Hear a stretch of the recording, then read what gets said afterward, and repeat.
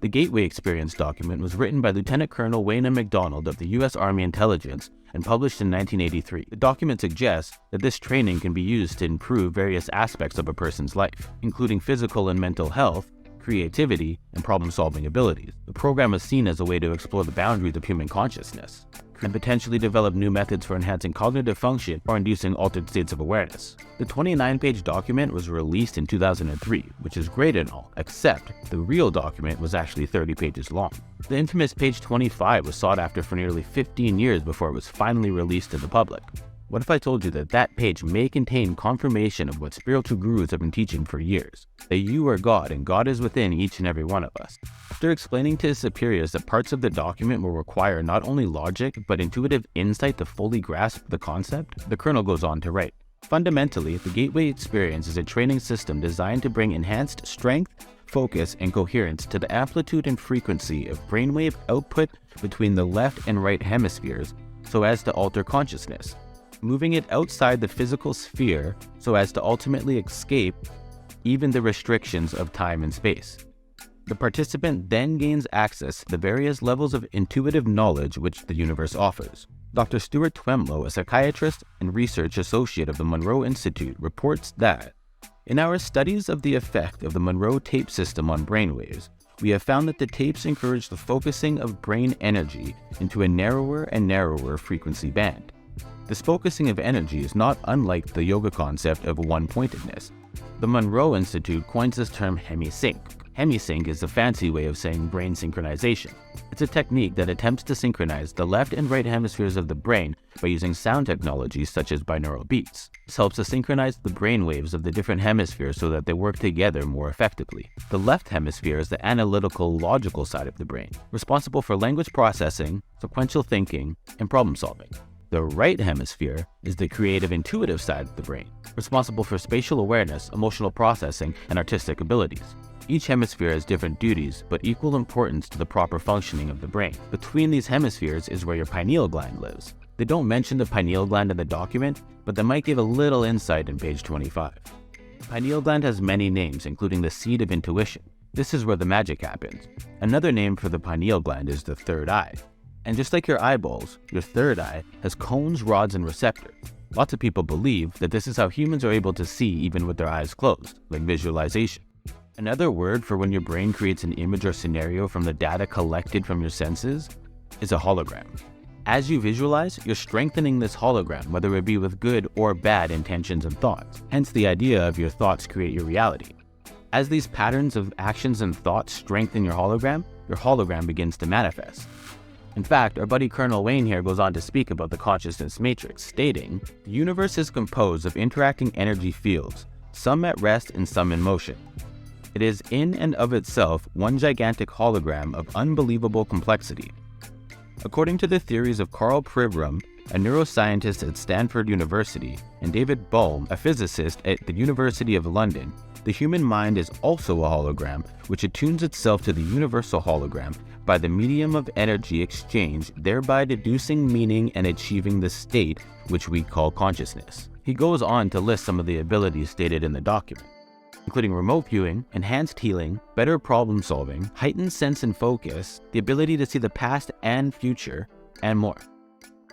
I'll go over the techniques quickly, and then we'll get into the infamous page 25. Hemisync is an audio technology developed by the Monroe Institute. It uses binaural beats to synchronize the two hemispheres of the brain.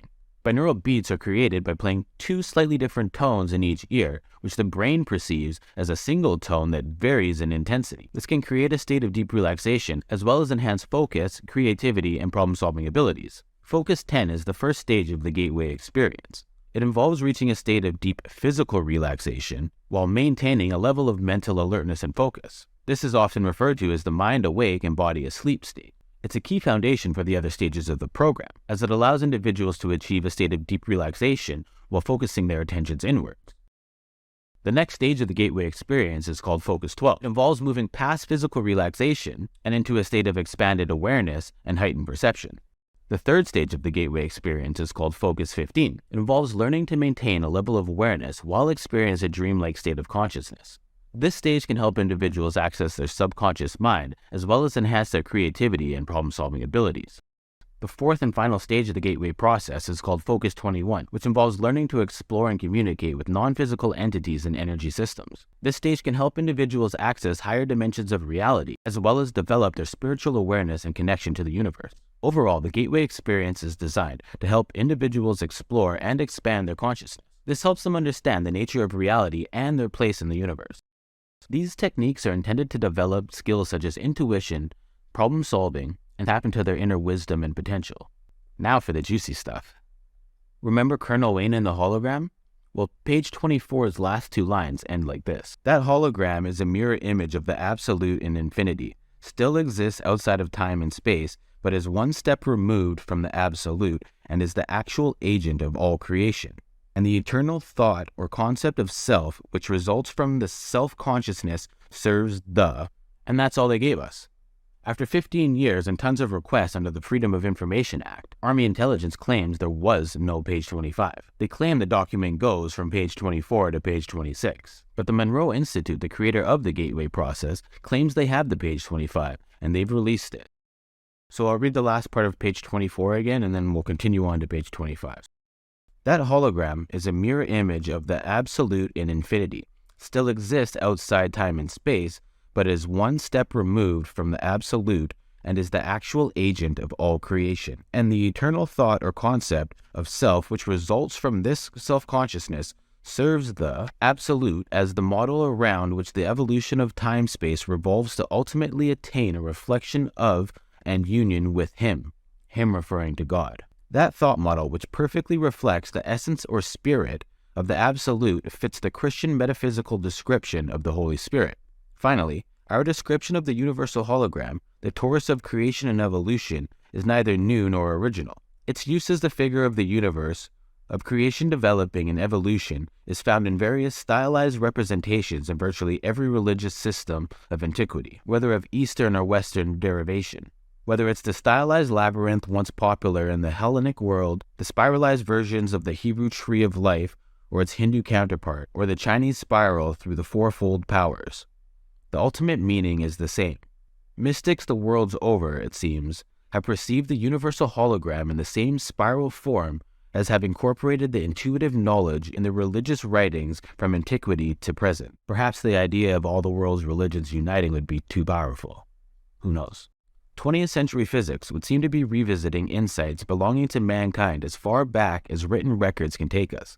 The only difference is that 20th century physics is using a left-brain, linear quantitative style of reasoning to approach the same knowledge which the mystics of old apparently acquired in a holistic, intuitional right-brain style. As a tool in the hands of our left-brain culture, Gateway would seem to be a promising method for achieving the intuitive, holistic type of interface with the universal hologram needed to provide the context that thinkers like Einstein have sought in their labors to discover a unified field theory in physics. For persons in our profession whose concerns revolve around strategic issues, tactical questions, and matters of managerial form and system, access to a new world of intuitive perception and self-reflection would seem to offer, in the long term, a means by which to know in a truly objective way. This is so because the self-imposed limitations to balance perception and objective logic, which our cultural and personal psychological subjectivity imposes when we use the strictly left-brain thinking style, could be offset by the holistic form of perception associated with altered states of consciousness, to the extent that we come to perceive ourselves fully in the context of the portion of the universal hologram which is the reflection of ourselves. To that extent, we release ourselves from the prison of subjectivity. What a mouthful. To me, this sounds kind of like fractals, how the small fragments have the whole picture within it, or God lives within inside you and everything. And he kind of gets into that in the last section here on page 25. It was axiomatic to the mystic philosophers of old that the first step in personal maturity could be expressed in the aphorism, know thyself. To them, the education of man undertook, as its primary step, achievement of an introverted focus so that he learned what was within himself before attempting to approach the outside world. They rightly assumed that he could not effectively evaluate and cope with the world until he fully understood its personal psychological balance. The insights being provided by 20th century psychology in this context through the use of various kinds of personality testing seems to be the revalidation of this ancient intuition. But no personality test or series of tests will ever replace the depth and fullness of the perception of self which can be achieved when the mind alters its state of consciousness sufficiently to perceive the very hologram of itself which is projected into the universe in its proper context as part of the universal hologram in a totally holistic and intuitional way. Wow, what a sentence. This would seem to be one of the real promises of the gateway experience, from the standpoint of its ability to provide a portal through which, based on months, if not years of practice, the individual may pass in his search to find self, personal effectuality, and the truth in the larger sense. That's a lot to unpack there, and I'm curious to see how you guys interpreted it. So make sure to leave a comment below, and we'll kind of run through this later. Our pal Wayne has a few more things to say at the end of the document here. The section's titled Motivational Aspect. I think anyone that meditates or practices mindfulness will find this interesting. The rate of progress is so much faster with the gateway approach than it is with transcendental meditation or other forms of mental self-discipline, and its horizons seem to be so much wider that the discipline needed to practice it would seem to be within the means of even the impatient, result-oriented, skeptical, pragmatist of our society. Unlike yoga and other forms of Eastern mental discipline, Gateway does not require the infinite patience and total personal subservience to and faith in a system of discipline designed to absorb all the individual's energies over most of a lifetime. Rather, it will begin to produce at least minimal results within a relatively short time such that enough feedback is available to motivate and energize the individual to continue working it. I really wish this guy had better punctuation, or thought somebody was going to be reading this aloud. So those are some pretty bold claims. I've been using the tapes now for only about 3 days, so I can't exactly give you guys a review, but there's so much information in the document that I didn't get to go over. Perhaps maybe in about 3 or 4 weeks after I've used the tapes, I can give you guys more of an anecdotal kind of review. If that's something you're interested in, let me know. I'll leave a link to the document that was released by the U.S. intelligence, as well as the page 25 from Monroe Institute, in the description box below. If you found this video informative, consider dropping a like, and if you actually liked the video, consider subscribing and hitting the notification bell so you can join us for future content. Cheers. What kind of sentence is that, man? That's like the longest sentence ever.